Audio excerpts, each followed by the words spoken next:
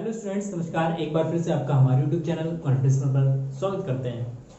Friends, आज इस video में हम बात करने वाले हैं एक पृथक गोलीय चालक की। दैट्स द बहुत ही छोटा सा टॉपिक है और इम्पोर्टेंट भी है, और इसी टॉपिक से आगे एक कंक्लूजन निकल के आएगा, और उसी कंक्लूजन से हमें ज़रूरत पड़ेगी एक ऐसे डिवाइस की जहाँ पे हम उसके साइज को बिना चेंज करे बहुत ज़्यादा आवेश या एनर्जी स्टोर कर सकते हैं। तो ये मोस्ट इंपॉर्टेंट टॉपिक है कैपेसिटर का, क्या ना। तो इस टॉपिक को आप इजीली देखना, अच्छे से देखना और समझने की कोशिश करना। बहुत सिंपल सा टॉपिक है, आपको रटने की जरूरत नहीं है। बस आप अगर गौर से देखते हैं तो एक बार अगर आप देख लेंगे तो आपको समझ आ जाएगा। चलिए स्टार्ट करते हैं। जो टॉपिक है ये हमारा पृथक गोलीय चालक की धारिता, या हम कहते हैं विलगित गोलीय चालक की। पृथक की जगह हम विलगित भी यूज करते हैं। विलगित गोलीय चालक की धारिता, ठीक है ना। विलगित को इंग्लिश में कहते हैं आइसोलेट।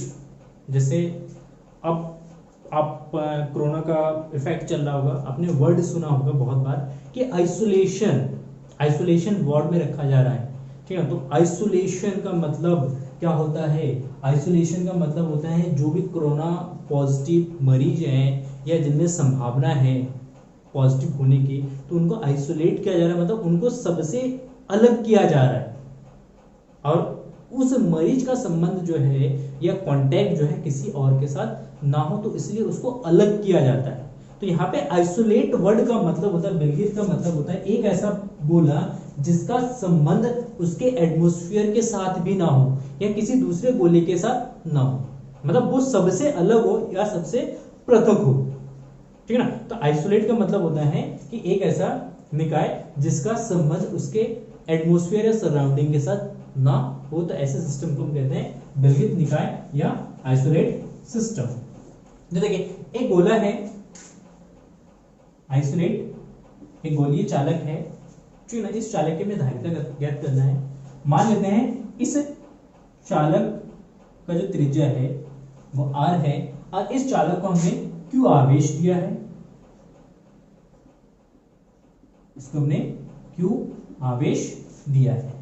अच्छा, q आवेश देने से क्या हुआ कि इसके सरफेस पे एक विभव क्रिएट होगा, और इसमें से इलेक्ट्रिक फील्ड लाइंस बाहर की तरफ इस तरीके से निकल जाएंगी, ठीक है ना। ये इलेक्ट्रिक फील्ड्स हो गए।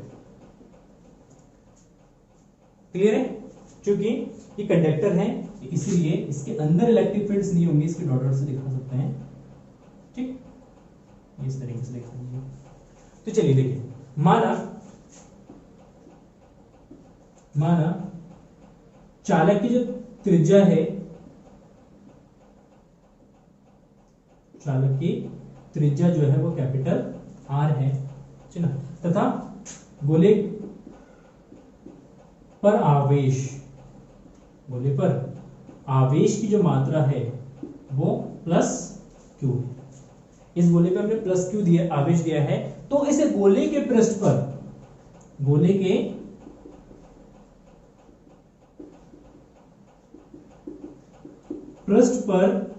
विभव,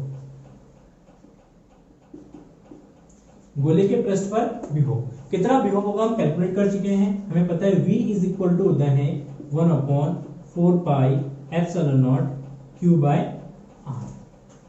हमें पता है इस गोले के पृष्ठ का विभव इतना है, गोले के अंदर भी इतना ही विभव होगा, ठीक है ना, और गोले पे इतना आवेश है। तो गोले की जो धारिता है, सिंपल सा गोले की धारिता, सिंपल कॉन्सेप्ट यूज करेंगे, धारिता C बराबर होता है Q अपॉन V। क्या होता है, हमने प्रीवियस लेक्चर में डिस्कस किया था कि जो धारिता का कॉन्सेप्ट है वो आता है C is equal to Q upon V। ये डेफिनेशन से आता है इसका। तो C इज इक्वल टू होगा Q अपॉन V, और V बराबर हो जाएगा Q upon 4 pi epsilon naught R। 4 pi epsilon naught R। अच्छा ठीक है, Q से Q कैंसिल हो जाएगा और ये वाला टर्म जो है ऊपर चला जाएगा, तो C इज इक्वल टू जो 4 पाई एप्सिलॉन नॉट R। क्या होगा? 4 पाई एप्सिलॉन नॉट R। यदि गोला किसी माध्यम में रखा हो, किसी माध्यम में रखा हो जिसका परावैद्युतांक के हो, जिसका परावैद्युतांक के हो, तो हम लिख सकते हैं C is equal to 4 pi epsilon naught K R. क्या लिखेंगे?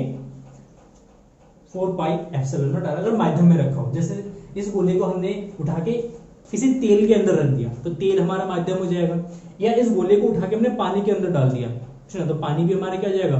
माध्यम हो जाएगा। या इस गोले को उठा के हम कुछ ऐसे मीडियम के अंदर रख देते हैं जो सॉलिड हो, ठीक है, तो वो भी हमारा मीडियम हो जाएगा। तो अगर मीडियम जो है उसका परावर्तक अगर के है तो कैपेसिटी का फॉर्मूला जो है C is equal to 4 pi epsilon naught K R. क्यों? क्योंकि अगर माध्यम होगा तो यहाँ पे क्या जाएगा? किया जाएगा। चलो यहाँ पे किया जाएगा तो इसके फॉर्मूले में भी क्या जाएगा? किया जाएगा। बट यहाँ पे हमने क्या सब्स्टिट्यूट किया है? K इज इक्वल टू 1, क्योंकि ये वायु में रखा है। किसमें रखा है? वायु में। वायु के लिए K इज इक्वल टू कितना होता है? 1 होता है। अगर माध्यम में रखा हुआ तो C is equal to 4 pi epsilon naught K are.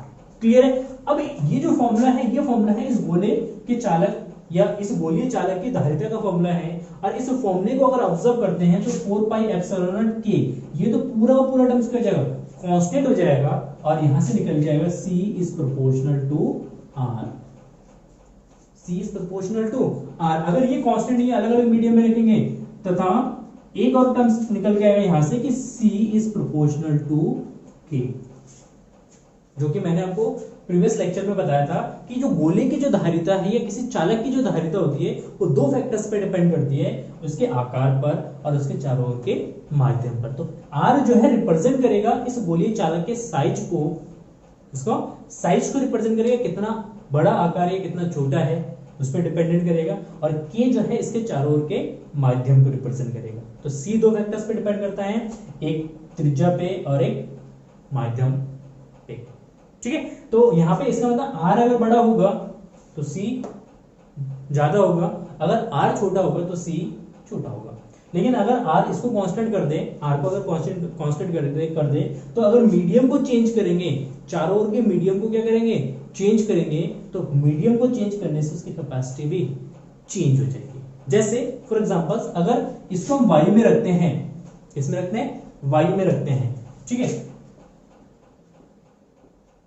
वायु में रख देंगे तो वायु में इसकी कैपेसिटी क्या होगी?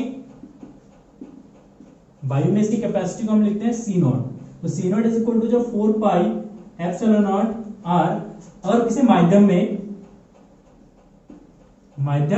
में तो C मीडियम, C M से रिप्रेजेंट करते हैं, M पर मीडियम। C मीडियम के लिए फॉर्मूला जाएगा 4 pi epsilon naught K R।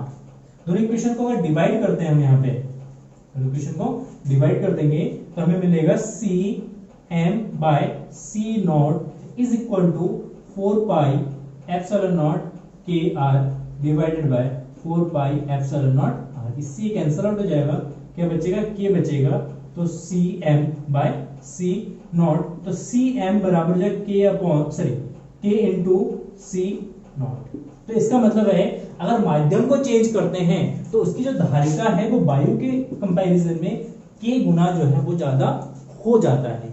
जैसे फॉर एग्जांपल इसको वायु में रख दिया हमने, फिर वायु से उठा के हमने इसको जल में डाल दिया, और हमें पता है जल के लिए इसका परावैद्युतांक कितना होता है? 80 होता है। जल का परावैद्युतांक होता है 80। तो इसका मतलब वायु के कंपैरिजन में जल में इसकी धारिता जो है 80 गुना बढ़ सकता है। कितना गुना बढ़ सकता है? 80 गुना बढ़ सकता है। क्लियर? ठीक ना? तो इसीलिए जब भी हम माध्यम को चेंज करेंगे तो धारिता चेंज होगी। क्लियर है? अच्छा, बहुत बढ़िया। अब यहाँ पे एक डेफिनेशन हम बना सकते हैं, ठीक है, किस चीज की? परावैद्युतांक की। K की डेफिनेशन बना सकते हैं। देखिए K is equal to CM upon CO, ठीक है। तो डेफिनेशन बनाते हैं यहाँ पे, देखिए इतना नोट कर लेना या स्क्रीनशॉट ले लेना, ठीक। देखिए किसी माध्यम का परावैद्युतांक ऐसे करते हैं, किसी गोलीय चालक की किसी माध्यम में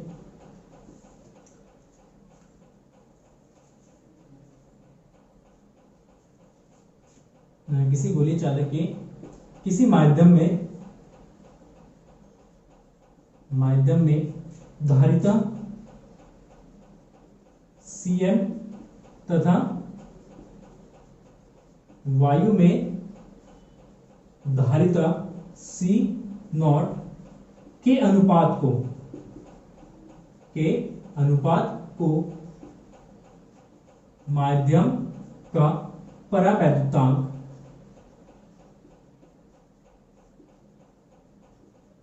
कहते है ना। किसी गोली चालक की किसी माध्यम में धारिता तथा वायु में धारिता के अनुपात को माध्यम का परावैद्युतांक कहते हैं। तो इस तरीके से हम k को भी इस इक्वेशन से हम डिफाइन कर सकते हैं, जो कि अच्छा डेफिनेशन बनता है। ठीक है, क्लियर है।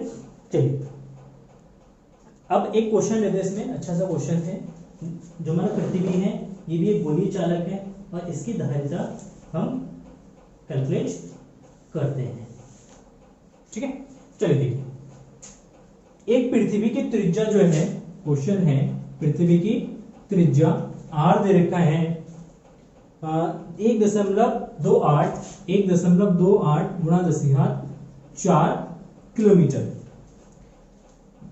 पृथ्वी की 1.28 गुणा 10⁴ किलोमीटर व्यास का गोलाकार चालक मानकर इसकी वैद्युत धारिता ज्ञात कीजिए। ये व्यास दे रखा है, 2r दे रखा है।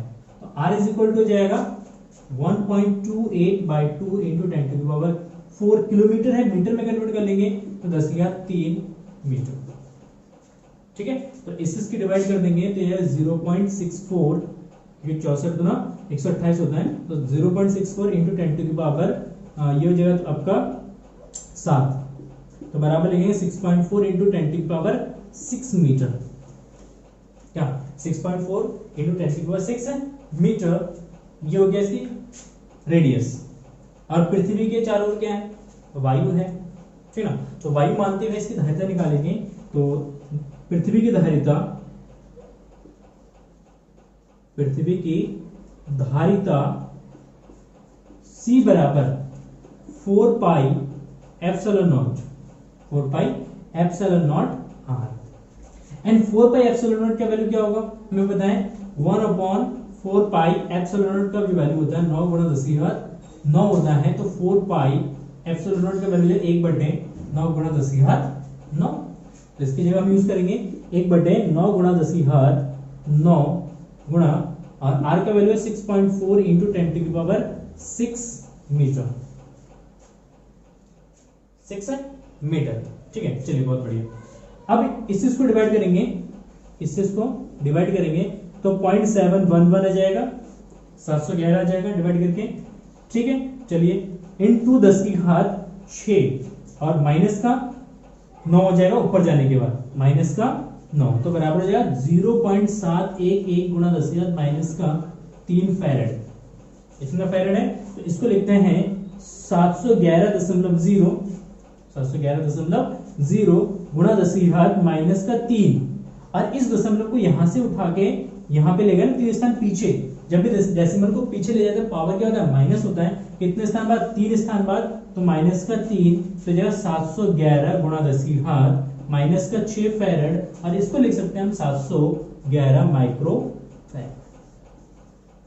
तो जो हमारी पृथ्वी है, जो कि इतनी बड़ी है, इतना ह्यूज आकार का है, इतना बड़े आकार का है, और इस पृथ्वी की जो धारिता है वो है हमारा 711 माइक्रो फैरेड। तो इसका मतलब समझ सकते हैं कि जो एक फैरेड है, ये फैरेड जो है वो कितनी बड़ी या कितना बड़ा मात्रक है, क्योंकि जो पृथ्वी है, इस पृथ्वी की भी धारिता 1 फैरेड नहीं है। और पृथ्वी में जो है बहुत ज्यादा अमाउंट में हम आवेश को स्टोर कर सकते हैं।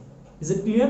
तो सिंपल सा एक टॉपिक था हमारा कि विद्युत गोलीय चालक की धारिता या पृथक गोलीय चालक की धारिता। सिंपल सा डेरिवेशन है और सिंपल से कुछ यहाँ पे आपके कॉन्सेप्ट भी मैंने रखे हैं। तो आई होप आपको सारे कॉन्सेप्ट्स क्लियर हो गए होंगे, डेरिवेशंस क्लियर हो गया होगा, न्यूमेरिकल जो मैंने कराया वो भी क्लियर हो गया होगा। फिर भी अगर कोई डाउट है तो आप कमेंट सेक्शन में जाके बेझिझक हमसे क्वेश्चन पूछ सकते हैं और अपनी राय जो है वो आप कमेंट सेक्शन में लिख सकते हैं। ठीक है ना, तो प्लीज़ अपना फीडबैक ज़रूर दें कमेंट सेक्शन में कि आपको कैसा लग रहा है लेक्चर्स, किस तरीके के चेंजेस और होने चाहिए, ठीक है ना, किस तरीके के चेंजेस की अपेक्षा आप करते हैं हमसे, वो सारी चीज़ें आप कमेंट सेक्शन में आके लिख सकते हैं। और चैनल पर नए हैं तो प्लीज़ चैनल को सब्सक्राइब कर देना और नोटिफिकेशन बेल को जरूर दबा देना। और एक रिक्वेस्ट आपसे और है कि हमने एक नया चैनल बनाया है जिसका नाम है फिजिक्स बाय रस।